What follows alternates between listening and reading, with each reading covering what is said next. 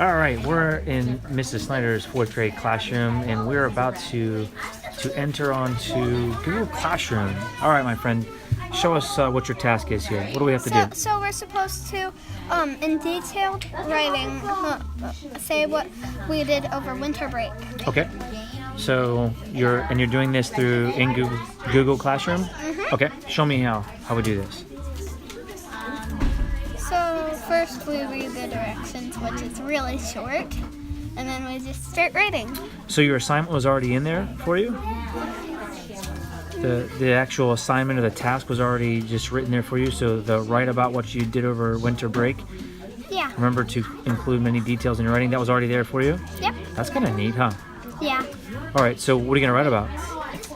I'm gonna write about like what I got for Christmas and how happy I was and how good my New Year was.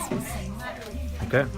So you're going to be using written communication, which is one of our c5w's. It's our communication to actually communicate to your friends in your classroom about how you spent your holiday break, your winter break. Pretty neat stuff. Yeah. All right, good luck. Have fun. Bye. All right, so we have another young lady in Mrs. Snyder's room that's doing their writing task from Google Classroom. So what are you gonna write about? We're writing about like what we did over winter break, and like we have to like put many details in it, and yeah. Okay, so why do you think Mrs. Snyder is asking you to do this? Why do you think she's making you guys write? Like when you're like older, when you're like a grown up, and you have to like write a doctor's note, like to say that like you can't just go in the doctor's office and say I'm sick.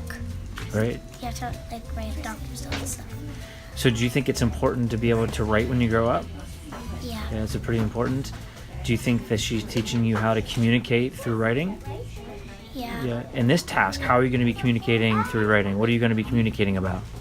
You're gonna be communicating about like you're good. It's like your talk. Like if someone says, "What did you do over winter break?" You're gonna like write what you want to say about that. Yeah. Like, but just on like. So you're using your communication skills, your written communication skills, to be able to tell them about how your winter break went. Yeah. That's pretty neat stuff. And then, so when you're done with it in Google Classroom, is it automatically just saved in there? Mrs. Snyder can see it? No, you have to turn it in. You have to turn it in. Yeah. How do you turn it in? Like you go back to the thing. Yeah. You go back to Google Classroom. Yeah.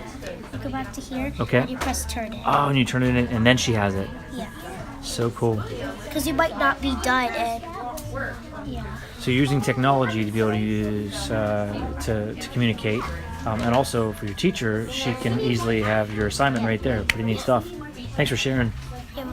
Happy New Year. Happy New Year. How many boxes do you have in here? 4. 4, good. And what do you put outside your box? 20's on the top, and 6 is 8, and 10. 8. And who can remember what is it called when you break a number apart like that? Everyone? Good. Jermaine, what'd you do next? I added 20 plus 10. You added 20 plus 10? Okay, what's 20 plus 10? I meant 20 times 20 times 10, and you got? 200. Perfect. Times 8. Okay. 6 times 10. 60. And 20 times 8.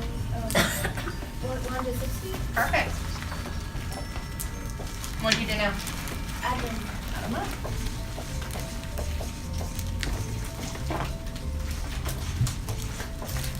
Do you agree that it's similar to Tristan's? All right, and anybody use a different strategy for this? Different strategy, Rebecca? I did the original form. Good, standard Algorithm. How'd you do that? So I boxed up the 8, Mm-hmm. and then did 6 times 8 equals 48, and then put the 4 up there, and 2 times 8, which equals 16 plus 4, and then cross off the 4, and then 20. That's not how I did it. So I got the wrong answer, but and then put X out the 8, and then put a 0 in the ones place. Okay. And did box up the 1, and Perfect. put a 6, and 2. Perfect. What place is the 2 in? What place dive? 20. 20, good. Alright, what'd you do here? Then added them. Perfect. Beautiful. All right, I'm here with Aiden from Miss Snyder's classroom, and we're talking about multiplication strategies, and you have a really neat thing behind you. Aiden, what is this thing? It's a multiplication chart with a bunch of strategies. Okay. Like if you don't know a certain strategy, you can look at here, and then you can see the strategy, and you can learn how to do it. Okay, so for example, let's come over here to like 6s. You Yeah. give me maybe a strategy that you see over here that perhaps This, Okay. David's one, the 4 times 6, and then like what he did was he broke it apart, and then he did 6, 6, 6, 6 4 times, okay. and then that was 12, 12, and then he added those 12, 12 together and made 24. So everything in that little square there is the same answer, 6 times 4, which is 24. But each of those is a different strategy to get there. Yes. Wow.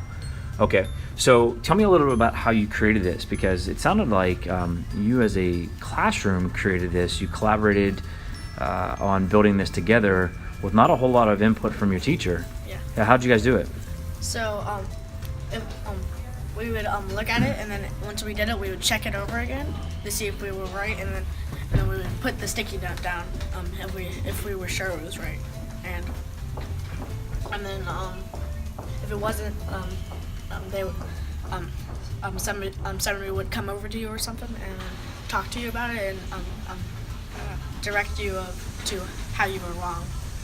Okay, and then there was one little final thing too, that you weren't allowed to have something in these squares. Could you explain a little bit about that? You couldn't have the same strategy in each square. So like one time I was doing it, and then I wrote down one, and I saw a square that was blank, and I wrote it down, and then when I came back, it was full, and I was like and So throw the sticky note away and make it a new one.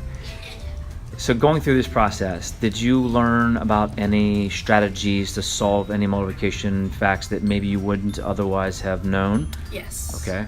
Like I wasn't too fluent with like doing that, like Okay. that type of stuff. So when you're 8 times 3. yeah. Yeah, it can be tricky. And your overall feeling of this lesson when you guys did this, was it pretty fun? Yeah. Yeah, pretty engaging? Yeah. All right, thank you, sir. Well done.